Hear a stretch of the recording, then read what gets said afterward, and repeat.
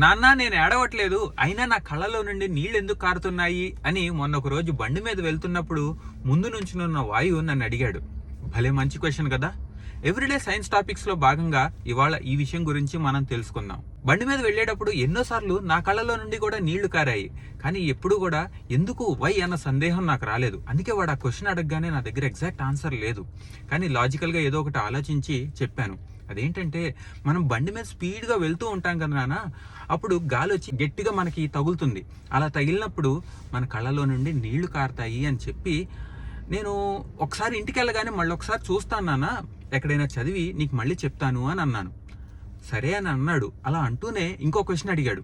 మరి నేను ఏడ్చినప్పుడు ఎప్పుడైనా నీళ్లు ఇక్కడి నుంచి కానీ కారుతాయి కదా, కానీ ఇప్పుడెందుకు ఈ చివర్ల నుండి కారుతున్నాయి అని అడిగాడు. Another good observation. వెంటనే చెప్పాను, ఏరోడైనమిక్స్ అని ఒకటి ఉంటుంది నాన్న. మనం బండి మీద వెళ్తున్నప్పుడు గాలి మన మొహం మీద ఇలా తగులుతుంది, తగిలి ఇలా సైడ్స్ నుండి వెళ్ళిపోతుంది. అలా వెళ్ళిపోతూ మన కళ్ళల్లో ఉన్న నీళ్లను కూడా ఇలా సైడ్స్కి తోసేస్తుంది, అందుకని ఈ చివర్ల నుండి కారుతుంది అని చెప్పాను. అదే ఎప్పుడైనా ప్లేట్ మీద ఒక 1 డ్రాప్ ఆఫ్ వాటర్ ఉందనుకో, దాన్ని ఉఫ్ అని ఊస్తే ఏమవుతుంది అని అడిగాను. మనం ఊదిన వైపే వెళ్తుంది అని చెప్పాడు. ఎగ్జాక్ట్లీ ఇక్కడ కూడా అదే జరుగుతుంది. మన కళ్ళలో ఉన్న నీళ్లను ఈ ఎదురుగా వచ్చే గాలి ఉఫ్ అని ఊదుతోంది నాన్న సైడ్స్కి, అందుకని సైడ్స్ నుండి కారుతోంది అని చెప్పాను. తర్వాత ఇంటికి రాగానే అసలు బండి మీద వెళ్ళేటప్పుడు కళ్ళల్లో నుండి నీళ్లు ఎందుకు కారుతాయి అనేది కాసేపు సెర్చ్ చేశాను. చాలా మంచి ఆన్సర్ దొరికింది. అదేంటంటే, మన శరీరం మన కళ్ళను కాపాడుకోవడానికి ఒక సన్నటి నీటి పొరను మన కళ్ళ మీద ఉంచుతుంది. అయితే మనం బండి మీద వెళ్ళేటప్పుడు ఎదురుగా వచ్చే గాలి వలన మన కళ్ళలో ఉన్న నీరు ఆవిరైపోయి కళ్ళు డ్రై అయిపోతాయి.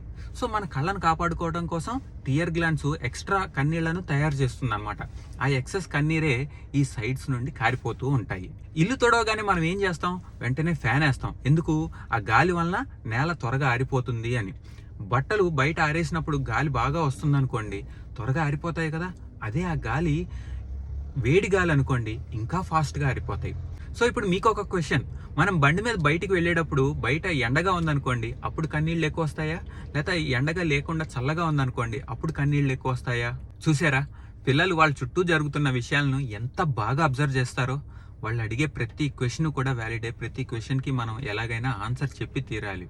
ఎందుకంటే every new explanation, every new answer makes them see the world from a new perspective. కొత్త క్వశ్చన్స్ పుడతాయి. క్లాస్లో చదివే ప్రతి విషయం కూడా బయట అనుభవంలో కనిపిస్తూ ఉంటుంది.